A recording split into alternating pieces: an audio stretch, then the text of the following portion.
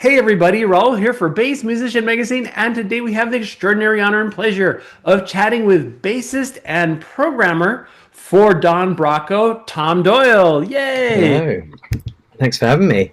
Well, it's our pleasure, Tom. So there's so much exciting stuff. I know there's news about a new album coming up. We're definitely going to want to talk about that. But as always, we like to go to the past. How did you get started in music and particularly on bass? So, in music, I first started playing violin at quite a young age and joined orchestras and things like that. And I was definitely more down the classical route to start with. But as I got into my teens and as my friends were all getting into rock music and that kind of thing, somebody needed a bass player. And so, I was enlisted to learn the bass. My best friend, well, at the time and still now actually, a guy called Dan Lancaster, who we work with quite a lot, a producer and guitarist, singer. He was like, you need to play the bass. And so I've started learning about 16 or 17 and then haven't looked back since, really. Nice, nice. And are you self-taught or did you pursue further studies or? So originally self-taught. I took a few lessons at school and then went on to university and studied music. Again, more in the classical side of things to start with. I was doing violin playing, but then, shifted my sort of studies towards the performance in bass because, again, I was playing for other people. And one of my tutors was like, you could do this as your main thing. You don't need to be a violin player. You could be doing bass. And I was like, well, I'm enjoying this more, so why not? So in my second and third years at university, I switched across to bass playing, and that was my degree essentially. Nice, nice. Well, and it is kind of interesting because the bass is, even though the upright bass is as old as the rest of the violins and string family, whether it's viola or violin or whatever, but electric bass is kind of it's relatively compared to everybody else, it's a newer instrument. It's a modern instrument, yeah. And with that, and the focus having been on classical music for such a long, long time, I'm going to say it's taken some time for it to kind of adapt where they were reluctant to accept electric bass, but then they begrudgingly kind of had to. And then they rather begrudgingly had to accept jazz because they didn't want to really do that. But now they've kind of, but they didn't want to look at rock, but now they're kind of, well, I guess rock is here, so we're going to have to do that too. So if you look at from the purely educational point of view, many curriculums nowadays are covering the exact same stuff that you have come to make your pleasant place to exist. Sort of journey through music, yeah. Absolutely. So, and then you with Don Broco, tell us a little bit. You've been with the group since 2012, so you've got a long run there. How did this all come about? So, my friend Dan Lancaster, who I mentioned earlier, we were playing in a band together for a good sort of 5-6 years over that time, and one of our first proper tours we ever did was with Don Broco, who had a different bass player at the time. And so we toured around the UK for a few weeks, then got to know them really well. And then when it came to the time when their bass player decided that it wasn't right for him to carry on doing that, he wanted some more security and to pursue a real career. We'd sort of fizzled out on the other side. The band was called Proceed, and we'd sort of fizzled out a bit. And so they asked me, and I sort of jumped at the chance, having been working in an office for about a year and ready to get out on the road again and do some more, and haven't looked back since. It's good stint in that band so far, isn't it? Nice, nice. Well, and it speaks a lot. It's so much of it has to do with the interpersonal relationships. There's of course making the music and the glitz that all the fans see and wish they had, but there's so much more. So to have been with a solid relationship with a group of people for now, as we're in 2026, it takes some has to have some longevity. 14 or so years, and you spend a lot of time together that you don't necessarily realize that you're going to do originally. So you have to get on, and you have to know where people's boundaries are, and how to get on in trying times, and when you're tired and you're traveling around, you get to know each other very well. Absolutely, absolutely. The good, the bad, and the ugly, no doubt. And so with that, we have a new album coming up, Nightmare Tripping.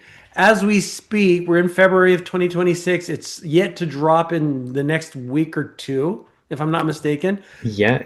Tell us about this project.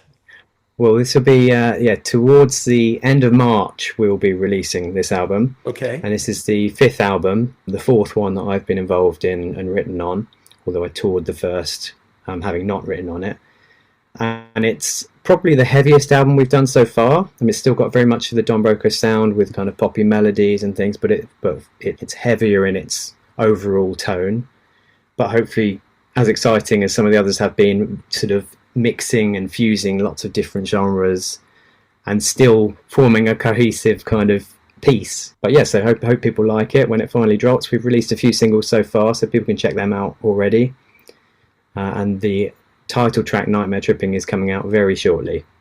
Okay, that definitely gives us something to look forward to. Now, I mentioned in the introduction because they've got you listed as doing programming, and that's kind of a unique position. What exactly does that entail? Because as you mentioned other genres and other things, you start incorporating other facets. What does that involve?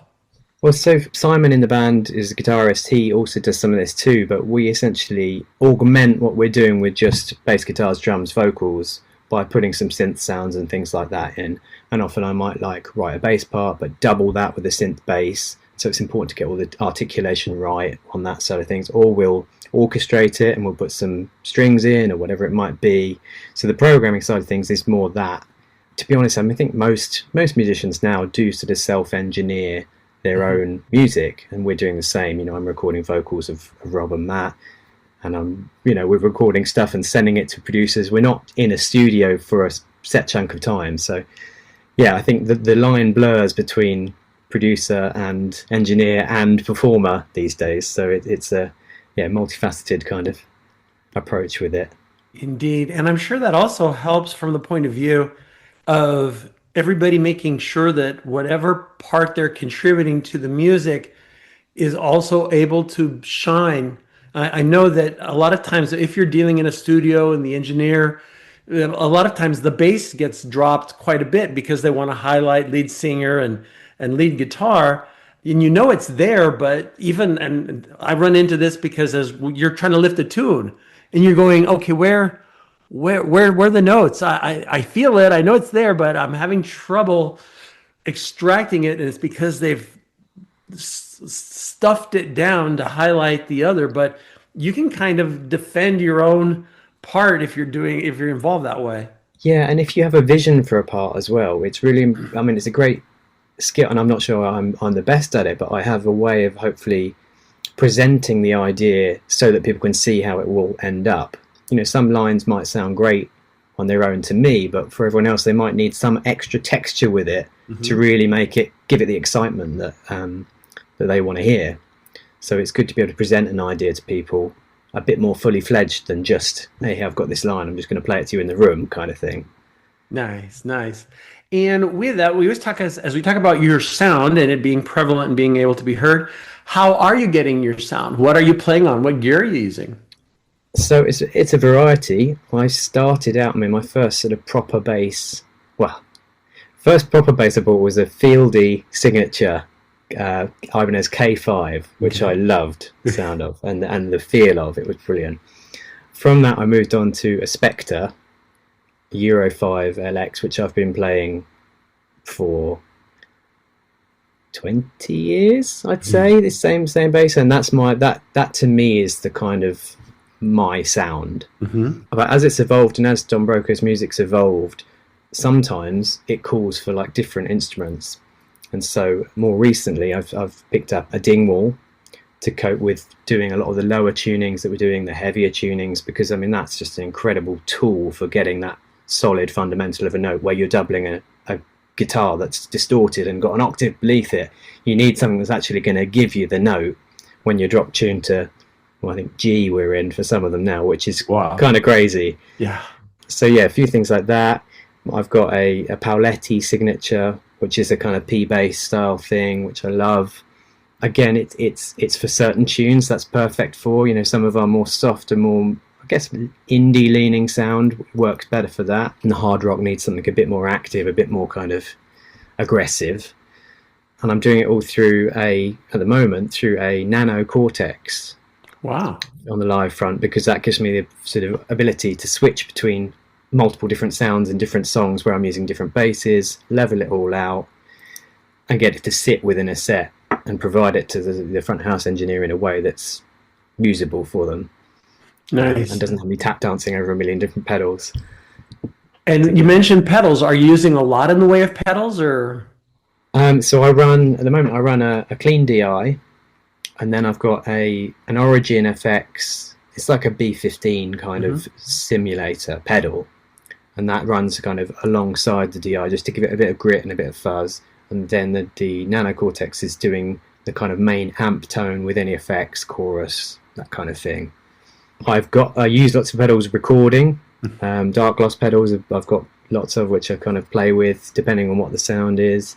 But yeah, I love the analog side of things if I have the opportunity to do it. But live and when you're flying around the world trying to do different gigs, it's just not practical. And so a unit like the Cortex is just absolutely brilliant for giving me that flexibility and knowing that when I plug it in, it sounds the same wherever it is. Absolutely. But I am still using, actually, interestingly, my main tone is still my EBS Fafner amp that I have in my garage at the moment, which I profiled and had the sound of, and I just still use that for my main tone because, again, it's that Spectre plus that, plus an Avalon DI is just brilliant for me. Nice. Well, and it speaks to kind of the change from back in the day where you'd have to have a giant bank of Marshall amps behind you or something pushing all the air you could feel, where now really the key thing is getting it to the front of the house and then letting them worry about disseminating the sound. So yeah, it is quite the change. We sort of pride ourselves on getting it as small as we can now. I managed to take a fly rig to Australia the last time, which was a pedal board probably about this size, and just with that on and a tuner, and that was it, you know. Nice. Well, and that also cuts down on what can go wrong, because the more links you have in the chain, there's a possibility there could be a break. I always had to chuckle. Absolutely. We had the opportunity to go in the pit with the tour for Hamilton, and they have a very specific pedal board because they want the sounds to be exactly the same. And it's a complicated pedal board, but because they're aware that something can go wrong, they have a duplicate of the exact same pedal board available just to switch in the event Wow. that what first one goes down. So you're not trying to figure out which cable came loose. You just switch over to the whole new setup and worry about the rest later, because there's no time, there's no breaks in the show at all. And so you need these fail safes in place, don't you? Absolutely. And that's one of the reasons why I run the DI at the same time. If anything went down, generally the DI is always solid and there's a bass signal going to front of house. Yes. It's not lost completely. Indeed. Well, and as we look forward, because again, you mentioned going to Australia and all that, what plans do you have? Are you planning on touring on the new album, or what's in the works? Yes, I mean, we've been touring off the back of these few singles that we've released already so far. We've done whole of USA tour and a bit of Canada.